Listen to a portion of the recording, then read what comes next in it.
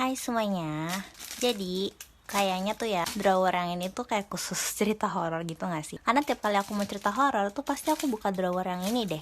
But anyway, aku sekarang pengen cerita horor. Jadi kalau misalkan kalian yang takut, nggak berani, nggak usah ditonton ya. Ini pengalaman pribadi aku lagi. Cuman kali ini tuh lumayan agak, mungkin ngomongnya kurang bisa diterima masyarakat kali ya. Jadi ini kayak terserah kalian mau percaya atau enggak. Tapi tuh ini tuh beneran kejadian di keluargaku, di rumahku sendiri. Dan ya langsung kita mulai aja. Ini tuh kejadiannya di rumah lama, bukan rumah indoku yang sekarang, beda rumah pokoknya. Nah abis itu, dulu kan aku kan punya lantai 2. Nah lantai 2-nya itu ada terasnya guys. Ini nggak ada masalah soal teras sih, cuman maksudnya pengen ngasih tahu aja. Nah biasanya deket pintu teras itu sama jendelanya, kita tuh suka duduk-duduk situ sambil pasang AC. Itulah lanjut. Pokoknya aku nge-squishnya bakal kayak gini gitu, biar ganti-ganti terus ya squishinya. Nah aku tuh pernah satu kali, kayak papaku itu kan emang bisa lihat gitu kan guys. Satu kali pas lagi santai-santai gitu, ini tuh aku masih kecil banget, nggak kecil-kecil banget sih, kayak kelas 4 SD lah ya. Tiba-tiba papaku tuh bengong ngeliat jendela. Terus aku tanyakan ke papa, "Pa, ada apa?" Aku kan masih kecil ya, aku bingung. Tapi kayak mamaku tuh sering ngomong, aku tuh mesti tanya gitu. Kalau misalnya tiba-tiba kayak mamaku atau papaku aneh, karena kan takutnya sakit atau gimana gitu. Aku tuh bingung karena yang dilihat papaku tuh nggak ada apa-apa. Nah dari jendela itu kita tuh kayak bisa ngeliat rumah orang belakang gitu kan. Aku bingung, aku ngeliat di rumah orang belakang kok nggak ada orang sama sekali. Tapi kayak papaku tuh bener-bener kayak beku gitu, kayak nge-freeze, cuma ngeliatin jendela doang, nggak ngomong apa-apa. Dan itu tuh bener-bener bikin aku takut banget sampai kayak nyaris nangis. Karena aku tuh takut kayak papaku kenapa-napa. Jadi kayak aku mau siap-siap kalau ambulan kalau sampai kayak terjadi sesuatu gitu kan. Lanjut. Dan ini tuh kejadiannya kayak lumayan lama gitu loh guys berlangsungnya. Kayaknya 15 menit gitu ada deh. 15 menit sampai 20 menit. Terus abis itu udah cuma diem doang, dan aku tuh benar-benar sampai kayak tarik-tarik tangannya papaku gitu loh. Aku nanya, "Pa, kenapa gitu kan." Akhirnya papaku tuh kayak jeng gimana gitu. Kayak gimana ya, kayak langsung sadar gitu. Terus gak lama mimisan. Abis itu jatuh guys, bayangin. Aduh ini horor banget. Jadi udah abis ngeliatin jendela segitu lama, tiba-tiba mimisan. Abis itu jatuh. Nah aku kan masih kecil aja tuh, aku gak ngerti. Aku cuma kayak bantuin gitu, kayak apa, mau minum gak, aku ambilin gini. Nah fast forward kayak setelah seminggu 2 minggu kemudian, aku tuh baru tanya lagi ke papaku, "Pah, sebenarnya waktu itu kenapa sih? Kan aku takut. Maksudnya kalau sampai next time kejadian lagi biar aku tuh siap gitu kan." Terus papaku bilang, "Aku diajak ngomong." Lanjut. Terus aku bilang kan, "Hah, diajak ngomong sama siapa?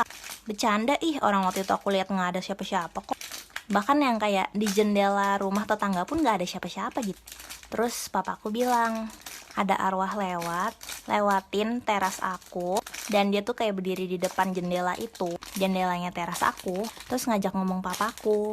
Terus intinya kayak aku tanya dong, ngajakin ngomong apa, maksudnya kayak ngisengin gitu. Ini tuh setan ya apa tuh gimana sih? Kan aku nggak ngerti gitu kan, aku kayak masih belum percaya tuh waktu masih sekecil itu. Pokoknya arwah yang lewat ini tuh ngajak ngomong. Dia tuh mau minta tolong guys, karena katanya dia tuh arwahnya belum tenang, dan mau minta tolong bilangin ke keluarganya buat kayak doain lagi gitu supaya dia bisa lebih tenang. Lah tapi kan kayak papaku kan nggak ngerti ini orang siapa, maksudnya ini arwah siapa, keluarganya di mana. Nah ya udah tuh nggak dipedulin kan sama papaku, didiemin aja dan nggak dilaksanain permintaan tolongnya. Lanjut. Nah di sini tuh aku baru ngeh guys, ternyata kalau katanya papaku sih sebagai orang yang indigo, katanya kayak arwah lah, setan lah, makhluk jahat lah, mereka tuh tahu loh mana manusia yang bisa ngeliat mereka. Makanya pas ngeliat papaku tuh mungkin langsung arwah itu ada harapan kali ya, pengen ngajak ngomong, karena kan kalau nggak mau lewat mana lagi. Nah udah kayak gitu, setelah udah agak lamaan kayak ada kejadian itu, keluarga aku tuh baru tahu guys kalau ternyata di belakang rumahku, jadi gimana ya, ini kan rumahku nih, ini rumah tetanggaku. Jadi kan waktu itu papaku ngeliatnya ke arah sana gitu kan. Nah kayak di rumah sebelah sininya itu baru ada orang meninggal. Tapi meninggalnya itu gak tenang gara-gara dia tuh gantung diri. Dan aku tuh baru tahu gitu pas aku masih kecil, dan itu benar-benar bikin aku shocking banget gitu loh. Kalau kayak ada orang yang actually gantung diri, dan itu kejadiannya cuma di belakang rumahku doang. Jadi kayaknya sih yang nyamperin papaku arwahnya si orang ini gitu kan. Nah udah kayak gini belum selesai nih guys ceritanya. Lanjut. Buat yang nanya orang itu gantung diri karena apa, kalau aku nggak salah inget tuh gara-gara dia tuh udah kerja berbulan-bulan tapi nggak pernah digaji gitu guys. Jadi kayak mungkin stres gitu kali ya jatuhnya. Nah lanjut, abis itu kan udah kayak sebulanan lebih semenjak kejadian itu nggak ada kejadian apa-apa kan. Ya kita semua juga lupa lah, maksudnya kan nggak mau inget-inget terus. Kayak mikirnya biasanya kan juga kalau misalkan arwah udah lebih dari sebulan kan kayak udah naik gitu kan ya. Tapi anehnya kayak setelah sebulan kejadian itu, makin banyak kejadian aneh guys di rumah kita. Yang awalnya dari mau positive thinking sampai udah nggak bisa.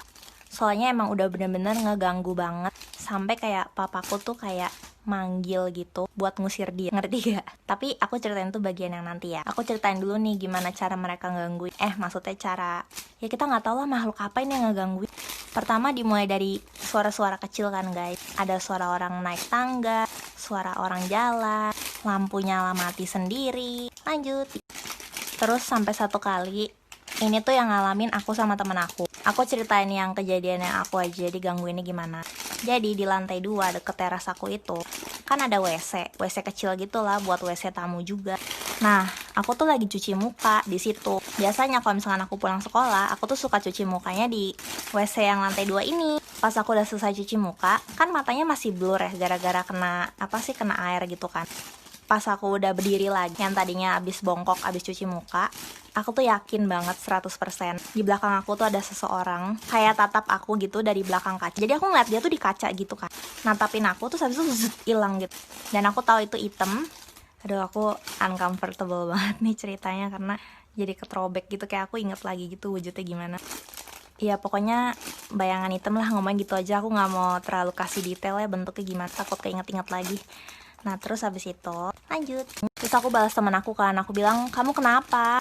Kayak kasih tau aku aja gitu kalau ada apa. Takutnya mungkin dia benci aku kali, atau kayak dia kesel sama aku atau gimana. Sampai akhirnya dia tuh baru mau ngomong. Setelah aku bujuk-bujuk banget, akhirnya dia ngomong, Man, gue ngeliat sesuatu di WC lo yang di lantai 2 itu. Terus aku masih pura-pura bego kan, aku bilang aja, hah?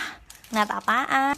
Bercanda kali. Terus habis itu dia bilang, enggak Man, sumpah demi apapun gue ngeliat sesuatu. Terus akhirnya aku tanya, emang ngeliat apa sih? Nah dia bilang dia tuh sering ke WC lantai 2 aku tuh juga karena dia suka ngantuk kan tengah-tengah lab. Dan dia tuh juga cuci muka. Pokoknya kejadiannya persis kayak aku. Nah habis selesai cuci muka itu, dia bilang kalau ada kayak sosok orang di belakang dia ngeliatin dia dari arah kaca, dan dia tuh nggak bisa menoleh gitu loh guys. Jadi dia tuh kayak nggak bisa pinggirin mukanya, nggak bisa tutup mata, gimana aku ngomongnya, pokoknya dia jadi kayak harus tatap-tatapan sama setan itu selama-lama banget gitu loh. Lanjut.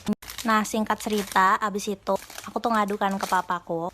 Aku bilang, Pa udah nggak beres nih, kalau sampai kayak tamu-tamu kita aja tuh juga jadi takut gitu kan. Dan ternyata selama ini papaku tuh juga sering ketemu gitu.